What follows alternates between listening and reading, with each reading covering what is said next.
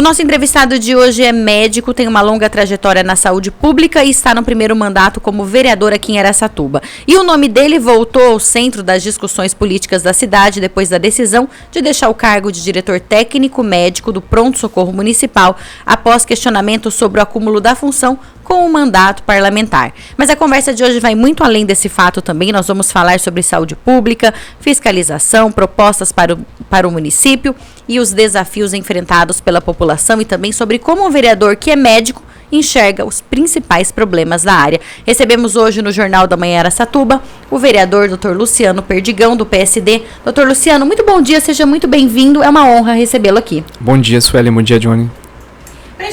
Para a gente começar, doutor, a decisão de sair da direção técnica do pronto-socorro, você disse que saiu para preservar a confiança da população. O que pesou nessa decisão? É assim, até agora eu estou um pouco perplexo com a situação, né, porque eu trabalhei 6 anos no pronto-socorro municipal. E naquela época, eu tomei a decisão de sair em 2021, exatamente por questões, eu estava muito cansado, a pandemia sobrecarregou, mas nós passamos todo aquele momento de pandemia dando assistência à população. Foi um momento muito difícil, aí eu saí do pronto-socorro, fiquei afastado, continuei no serviço público, e aí, por um convite, é claro, com a anuência da Secretaria de Saúde, seria eu retornar como diretor técnico. Eu era diretor clínico na época, né, que trabalhei mas atuava como médico também, né, dentro do pronto-socorro, e o retorno como diretor técnico. E para mim foi assim, uma alegria, porque é um local que eu gosto muito, eu amo aquilo de paixão, né? Todo mundo, quando você fala de pronto-socorro, vem 1000 coisas na sua cabeça, né? Todo mundo pensa, nossa, é um lugar ruim, mas assim, para mim como médico é uma casa, é um lar, né? Sempre gostei dali, e assim, foi um prazer retornar. Como diretor técnico, a própria palavra fala, né? Eu falo que hoje eu acho que deveria mudar a palavra diretor, porque ela traz uma ideia até equivocada de coisas, de históricos no passado, porque normalmente os diretores eram donos do hospital, né? Normalmente eram donos, proprietários do hospital. E hoje, por exigência do Conselho Regional e Federal de Medicina, você precisa ter o ente clínico para a direção clínica e um diretor técnico, que é o RT, que é o responsável técnico. Isso vale para clínicas, isso vale para a unidade básica de saúde. Em Araçatuba, em unidades que eu atendi, já fui RT médico. Então, assim, são exigências técnicas, porque você tem que implantar protocolos, cumprir protocolos, fazer os seus colegas cumprirem protocolos, observar a assistência, como é que está o fluxo assistencial. Então, a palavra, Suelen, ela é assim, é técnico o trabalho, um trabalho médico, não pode ser ocupado por qualquer outra pessoa, a não ser um médico, né? O enfermeiro não pode, porque você tem também o RT enfermeiro, mas é necessário em todo o ambiente de saúde que você tenha um responsável técnico. Quando eu assumi, de fato, não, assim, juridicamente falando, não tinha uma incompatibilidade, até porque eu cumpri horário. Você entendeu? Isso não chocava com a Câmara Municipal, porque o mesmo horário que eu estava cumprindo no pronto-socorro como RT médico, eu cumpria na cidade que eu deixei o vínculo para trabalhar aqui em Araçatuba, que era Clementina, né, que eram 40 horas semanais. Aqui eu iria fazer as mesmas 40 horas semanais, tá? Com regimes diferentes de contratação, apenas isso, entendeu? E aí veio todo um burburinho, porque houve uma situação em que o pronto-socorro foi provocado como instituição, como equipamento, para dar uma resposta, né, a respeito de uma morte de uma paciente, que nem aconteceu dentro do pronto-socorro. E assim, é obrigatório ter assinatura ali nessa nota do RT médico, né? Durante a confecção da nota, houve um copia e cola e saiu como gerente assistencial. Mesmo se fosse gerente assistencial, que existe este cargo dentro das instituições, qual que é a função do gerente assistencial? Também é dar assistência. Aí você está mais na assistência, né? Mas como não existe o cargo de gerente assistencial médico, então assim, a nota ficou equivocada. Nós corrigimos a nota e isso gerou um burburinho, tá? A respeito de, eu até diria, fake news, né? Mas ele é gerente assistencial da OS. Não. Bem que eu queria que fosse, porque o salário deve ser muito bom, Né? Mas assim, realmente foi só um equívoco na nota, né? E depois nós corrigimos, né? Colocamos ali o RT médico, o diretor técnico do pronto-socorro, e começou a gerar todo esse burburinho. Esse burburinho, eu falo que fake news, por isso que eu falo que a internet, ela não deve, e a gente já tem um marco de internet no país, ela não deve ser um território de ninguém. Você entendeu? Porque as pessoas dizem o que realmente querem dizer, sem fundamento. E isso foi gerando um burburinho, isso pesou demais, velho. E eu tomei a decisão, enquanto não se resolver essa parte jurídica, de me afastar. Eu pedi a rescisão, até a gente resolver tudo. Por quê? Porque, assim, tecnicamente falando, você precisa de um médico ali. Né? Eu não esqueço, porque nós tivemos a visita de alguns vereadores, eu estava lá dentro, né? Existe um posto de observação dentro do pronto-socorro que eu quase não saía de lá de dentro, que é o pessoal que aguarda vagas para Santa Casa. Ali existe uma série de conflitos que você tem que resolver. Então eu estava ali sempre presente, né, para conversar com a população, para orientar os médicos. Essa é a função do RT médico. Você faz o atendimento, mas você orienta, você implanta protocolos, né? E eu tomei a decisão de sair até que a gente resolva, juridicamente, põe um ponto final nessa história. E assim, para não macular em situação de fake news em rede social, porque você acaba lendo, apesar que eu vejo e não dou muita atenção, mas assim, isso acaba maculando a tua imagem e te ligando a fatos, porque as pessoas acreditam em quase tudo ultimamente, né? Isso é o grande problema das redes sociais, né? E eu decidi pela rescisão até que se resolva tudo aí. Doutor, então na política que muitas vezes a legalidade e a percepção pública, elas caminham por caminhos diferentes, Sim. né? Então, você acredita que um agente público, ele precisa abrir mão de determinadas funções, mesmo quando entende que está agindo corretamente? Olha, eu acredito assim, Sueli.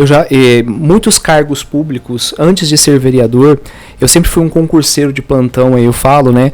E a gente toma a decisão assim, olha, eu tenho 2 cargos públicos, eles são compatíveis, né? Mas tem um que está me trazendo um prejuízo de carga horária, um prejuízo de viagem, né?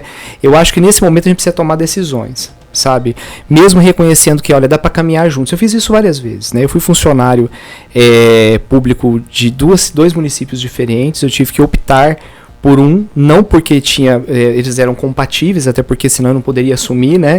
Mas eu tive que fazer essas opções. E fui fazendo sempre essas opções. Sempre tinha 2 cargos públicos, né? Tive um cargo no Estado também, que a gente acaba optando por largar justamente para atender uma demanda. Então eu vejo assim, que são decisões que você toma até por cunho pessoal, para você atender uma demanda sua. Olha, o que é melhor? Eu fazer uma viagem todos os dias ou permanecer dentro do meu município? Então eu acho que a seara é por aí. Você tem um perfil mais cauteloso? Porque teve também a questão da saída da participação da CPI da saúde. Sim, eu acho que nesse momento, para não ter conflitos de interesse, eu acabei naquele momento saindo da CPI da saúde, né? Porque eu via que a CPI ela tem que ter um objetivo. Eu sempre disse isso ali dentro da Câmara, né? Eu falei, o objetivo da CPI é a gente explicar por que a Araçatuba, dentro da saúde, dentro da área assistencial, ela deixou muito aquém. Entendeu? Se a gente chegar na conclusão que foi questões de superfaturamento, todo mundo sabe disso aí, né? Porque os contratos eles são públicos, a gente tem a conta, todo mundo vê os valores vultuosos que são direcionados para a saúde. Então assim, não adianta você chegar nesse quesito aí. A gente precisa entender estruturalmente por que a saúde de Araçatuba, e dar essa resposta à população, é porque nós adotamos um modelo X de atendimento, e é por isso, né? E eu sempre disse isso aí. Você entendeu? Então eu decidi sair porque eu entendia que naquele momento ter um médico ali, talvez com uma visão X, eu já entendia o motivo pela qual não adianta você pesquisar porque pessoas morreram dentro do pronto-socorro, porque isso e aquilo. A gente sabe de tudo isso aí. Tem estruturas, tem equipamentos que eles funcionam de uma determinada forma, e é esperado que você tenha óbito, por exemplo, dentro de um pronto-socorro. Entendeu? Se você pegar estatisticamente, a quantidade de pessoas que morrem dentro de equipamentos de urgência e emergência, ela é pequena. Entendeu? Mas não era esse o sentido da CPI. A CPI precisava entender microscopicamente, macro, que tipo de modelo de assistencial dentro da área de saúde que a Araçatuba adotou, que causou todo esse problema aí e que nós estamos respingando até agora nesse momento, né? Claro que a administração ela tem assim um profundo interesse e está fazendo de tudo para organizar isso aí. Eu falo que para organizar não é fácil. Você não, assim, essa organização ela não demanda um momento, ela é a longo prazo. Então, assim, o que está sendo feito hoje dentro da atenção primária, por exemplo, a gente vai ver repercussões a longo prazo. Que você não consegue mudar no de repente, tá? A gente não consegue enxergar isso aí. Mas toda a estrutura que está se preconizando, ela vai alcançar longitudinalmente um objetivo que é muito importante. Então, por isso eu acabei decidindo sair da CPI da saúde. Eu ia até perguntar isso, você conhece a saúde pública de Araçatuba por dentro, né? Tanto como médico, como gestor. Qual foi também o olhar como vereador? Qual foi sua maior surpresa nesse período, como no seu mandato até agora de 1 ano e meio? 1 ano e meio a gente pode dizer, né? Eu vejo assim, senhora, acho que a administração pública ela tem feito um total esforço, e a gente vê isso aí porque é transparente, né? Eu falo que uma grande gama dos vereadores ganharam com mote em cima da propaganda da saúde, a saúde está ruim, a saúde está ruim, a saúde está ruim, e aí vem aquela questão, o que a gente pode fazer como legislativo para auxiliar nessa melhora? Não adianta, eu falo isso, tá? É privativo do vereador fazer fiscalização, e fiscalizar não é você botar um coletinho e entrar dentro da UBS e nem dentro do pronto-socorro, nem dentro da Santa Casa, não é isso que é fiscalização. Fiscalização é você solicitar documentos técnicos, é você ver por que está sendo investido, aonde foi investido, por que foi investido, porque aí sim você está fiscalizando.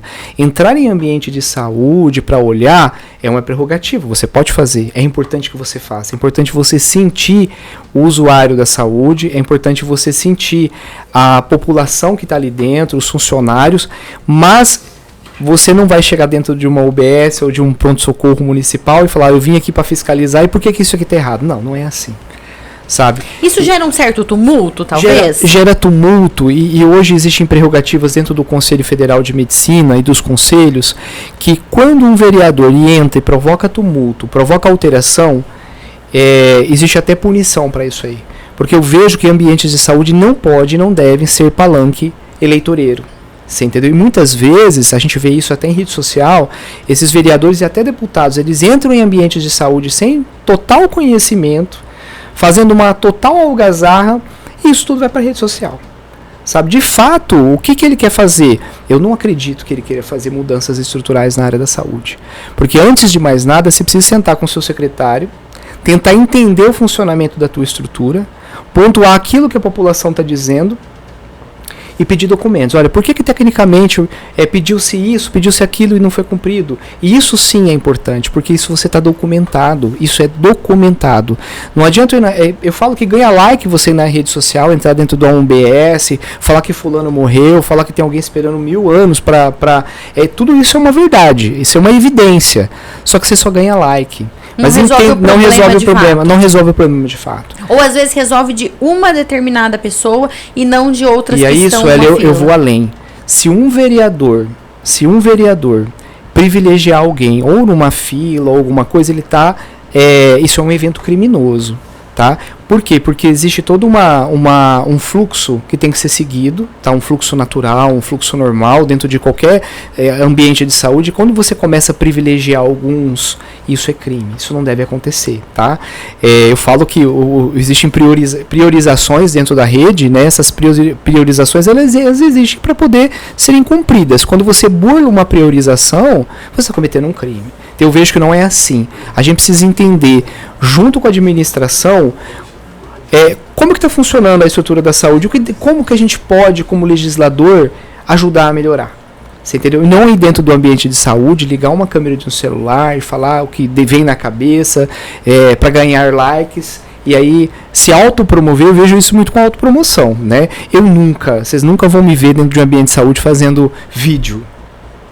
Isso agora você tem essas duas visões, né? A visão do médico que está lá de plantão e mesmo de gestor, e a visão do vereador, o que um vereador procura. Sim. Existe também essa contrapartida de você olhar e falar assim, olha, isso aqui hoje está funcionando dessa forma, dentro desse, por exemplo, do pronto-socorro, outra unidade, e enquanto a gente continuar dessa forma, a gente vai continuar levando paulada, vamos continuar tomando pancada, vamos melhorar isso aqui, vamos mudar, porque eu sei que é isso aqui que eles vão olhar e vão cobrar. Existe essa visão também? Existe sim, Sueli, ó, existe um projeto novo aí do pronto-socorro municipal, né, que está aí à beira da inauguração, né?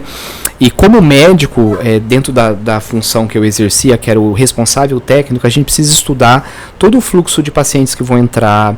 A gente sabe que vai ter equipamentos dentro do pronto-socorro municipal. Esses equipamentos, eles precisam ser usados extremamente na urgência e emergência. Então tem que ter fluxograma para funcionar. Então assim, é o momento que a gente senta e fala, vamos estudar para que esse equipamento funcione. Você entendeu? Então, assim, por quê? Porque do jeito que está sendo feito não está funcionando. A gente sabe que o pronto-socorro municipal, onde ele está, é um prédio que não é, estruturalmente falando, a ideia de um pronto-socorro, né? Ele atende muito melhor do que o atual. Então, esse é o momento da gente ter uma visão como usuário, visão como médico, e agora visão como gestor, para realmente fazer a coisa funcionar. Só que aí tem um porém, né? Eu falo isso que é uma visão que quem trabalha com urgência e emergência tem a mesma opinião. O problema do pronto-socorro, de qualquer pronto-socorro neste país, não é a lotação. O pronto-socorro foi feito para ficar lotado. A gente sabe que a população, eu até brinco, né? A visão que você tem de uma unha encravada, ela é particular, ela é sua. Para você pode ser a pior coisa do mundo. Para mim pode ser uma coisa tranquila, normal. Até porque, né? Só fazendo um parênteses, os hospitais particulares, pelo menos no interior, eles também têm pronto atendimento lotados também. Então, assim, todo mundo vai procurar pronto-socorro. Mas o nosso problema dentro do pronto-socorro, igual eu falei para você, não é estar lotado, é o fluxo. O que é um fluxo de pronto-socorro? A população, ela entra e sai. Quando você guarda alguém lá dentro, que é aquele percentual de pacientes que são urgência ou emergência, de fato, infarto agudo do miocárdio, traumatismo craniano, AVC. Crise convulsiva, AVC, você precisa avaliar, estabilizar e encaminhar esse paciente. Porque pronto-socorro, por lei, você pode guardar um paciente apenas por 24 horas. Só que hoje, dentro do estado de São Paulo, nós temos um sistema, que é o sistema informatizado de regulação, que também regula as nossas urgências para hospitais terciários. Então hoje, quando eu tenho um paciente grave dentro do pronto-socorro e eu preciso, por exemplo, de um leito de UTI, eu não vou pegar o telefone e ligar para a Santa Casa, olha, eu tenho alguém. Eu vou regular via Ciresp, que é esse sistema de regulação. Esses reguladores médicos, tecnicamente, estão em São Paulo e eles vão buscar vagas dentro do estado de São Paulo. Então, assim, esses pacientes acabam aguardando mais de 24 horas, dias dentro do pronto-socorro. E este mecanismo estanque de represa que acaba gerando comentários e servindo de palco e palanque para muitos vereadores ali dentro. E isso é muito ruim, porque eu estive à frente, as ouvidorias, quando elas partem para a parte técnica de atendimento, quem responde é o RT médico. Então eu respondi muita ouvidoria e, por incrível que pareça, nenhuma ouvidoria tinha a ver com o atendimento do pronto-socorro. Tinha a ver com vagas. Porque é algo que foge da gestão. É algo que foge da gestão até municipal. Sim. Em tese, né? Em tese, foge da gestão municipal. Porque este mecanismo estanque, ele existe no país inteiro atualmente. E hoje nós temos pacientes aguardando no pronto-socorro 3, 4, 5 dias. A população, ela vai ficar revoltada. Só porque o pronto-socorro ele não tem uma infraestrutura para receber esse paciente por tanto tempo. Eu digo assim, Sueli, não é nem infraestrutura. É assim, a estrutura de um pronto-socorro é você ficar com esse paciente para estabilização no máximo 24 horas. Assim preconiza o Conselho Federal de Medicina, porque não é um ambiente que você tenha, o paciente ele tem que ser levado para um hospital. Isso é lei. Agora, quando você, por exemplo, o pronto-socorro municipal tem que estar cheio de notificações do CREMESP, porque o CREMESP não quer saber. Ele fala não pode, mas ele também entende que nós regulamos, ele também entende que não existe vaga, mas ele como órgão gestor, órgão técnico, ele precisa ir lá e multar entre aspas, né, e falar assim, olha, vocês não podem deixar paciente mais de 24 horas, mas ele sabe a nossa realidade. Você não pode mandar que o paciente não tem vaga, para casa, nós não podemos mandar quando se trata de urgência. E isso começa a gerar o quê?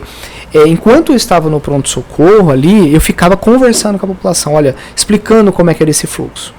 Eu me lembro de um dia entrar no quarto, muita reclamação. Eu passei a explicar. Me lembro de uma senhora tirar da rede social dela o que ela tinha falado, porque ela não entendia o que era o fluxo do sistema de regulação. Então hoje, se um vereador chegar lá dentro e falar assim, olha, uma senhora me ligou, que está aguardando mais de 3 dias aí, eu quero uma solução. Nós não temos como dar essa solução, porque nós brigamos por uma vaga via regulação. Então teria que cobrar do Estado. Cobrar do Estado também. Mas aí vem um porém. Hoje, a maioria, 90% desses pacientes que estão aguardando vagas para hospital terciário, dentro do pronto-socorro, eles são de média e baixa complexidade. Eles precisam ir para o hospital, eles não podem ficar ali dentro. Mas média e baixa complexidade você também consegue resolver no nosso município. Então hoje o que o município precisa ter, isso a administração municipal já está pensando nisso aí, é de um hospital de baixa e média complexidade. Isso resolveria pelo menos uma grande parte do nosso problema, que é um problema estanque. A Lucila esteve aqui há 2 semanas e ela disse que nessa reforma do pronto-socorro, ela já está contemplando a possibilidade de pleitear ao governo federal que seja um hospital de pequeno porte. Porque para quem está ouvindo a gente, só para a gente esclarecer, porque às vezes são coisas muito técnicas, tem toda uma questão de repasse de verbas. Exatamente. Então a Lucila ainda disse, olha, o paciente que fica 3, 4 dias no pronto-socorro aguardando vaga, a gente não recebe uma verba específica para mantê-lo ali, que deveria receber se fosse um hospital de pequeno porte. Então ela falou que o pronto-socorro o novo, ela quer transformar em um hospital de pequeno porte, o que já conseguiria talvez solucionar isso. O que existe, Sueli, assim, a gente não pode deixar de dizer que assim, ainda continuará sendo pronto-socorro. O que ela quer fazer é uma transição. E este mecanismo de transição, você consegue deixar, entendeu? Esses pacientes, é claro que você vai ter que ter mão de obra para isso aí, né? Você vai ter que ter especialistas ali, passando ali dentro, né? Para poder avaliar esses pacientes, porque senão não há possibilidade. Mas essa é uma transição já para um hospital. Né? E assim, é claro que é um sonho nosso de termos uma estrutura à parte do pronto-socorro para abrigar esses pacientes como hospital mesmo, mas é um caminho importante que pode atender emergencialmente essa situação, que é uma realidade, eu falo do país, né? Eu me lembro de estar num domingo dentro do pronto-socorro e nós com problemas para transferência de crianças, né? Com bronquiolite, porque nós estamos num período muito complicado de bronquiolite. Hoje, eu vou chutar aí, deve ter umas 10 crianças sob internação dentro do pronto-socorro. Pelo menos 80% dessas crianças com vírus sincicial respiratório, que é o que causa bronquiolite. E assim, existe protocolo estruturado para que essas crianças sejam encaminhadas para o hospital terciário, porque elas podem piorar muito. E aqui na região, o único hospital é a Santa Casa. Próximo nós é Santa Casa, mas essas crianças são reguladas para a Ciresp. E no dia que eu estava lá, nós tínhamos uma criança com necessidade de UTI, e ela foi por vaga 0 para São José do Rio Preto, porque o Hospital Santa Casa estava com os leitos de UTI neonatal e leitos de UTI infantil lotados. E o Estado, porque a vaga é cedida pelo Estado para nós, acabou cedendo para São José do Rio Preto. Então, assim, a gente precisa ter assim, evidentemente um hospital de pequeno porte, e essa transição que a secretária de saúde ela quer fazer vai ser importante nesse sentido. Hoje, eu acredito, eu não estou com esse dado atualizado, nós devemos ter assim, uns 21, 22 pacientes adultos esperando vagas para o hospital terciário. Eu não vou dizer Santa Casa, porque quem regula é o Ciresp e a gente não sabe para onde vai. E tem muitos hospitais na região. Tem muitos hospitais na região. É claro que o Ciresp, ele entende que o munícipe ou quem está aqui dentro de Araçatuba tem que ser regulado para sua casa mais próxima, mas se não for possível, ele precisa colocar em outro hospital, entendeu? Destes 22, 80% eles precisariam só de um hospital municipal. Doutor, infelizmente o nosso tempo chegou ao fim, a conversa está ficando boa, né? Queria ter mais tempo aqui, mas olha, as portas da Jovem Pan seguem abertas aqui para você voltar para outras entrevistas e a gente continuar, ainda mais essa questão da saúde, que é a mais importante hoje na nossa cidade, né? É, como você disse, algo que às vezes leva tempo para se mudar, mas precisa ser discutido e debatido. Exatamente. Isso, né? Então, mais uma vez, quero agradecer a sua presença aqui. Eu que agradeço, Eli, muito obrigado. Agora são 7h58, nós recebemos aqui hoje o vereador e médico, Dr. Luciano Perdigão, que veio falar sobre a decisão dele de, por enquanto, deixar a diretoria técnica do pronto-socorro e também sobre a análise dele, a visão dele como médico da saúde pública aqui da cidade. O Jornal da Manhã fica por aqui, tem uma excelente sexta-feira e até segunda, se Deus quiser. Você ouviu na Jovem Pan Jornal da Manhã.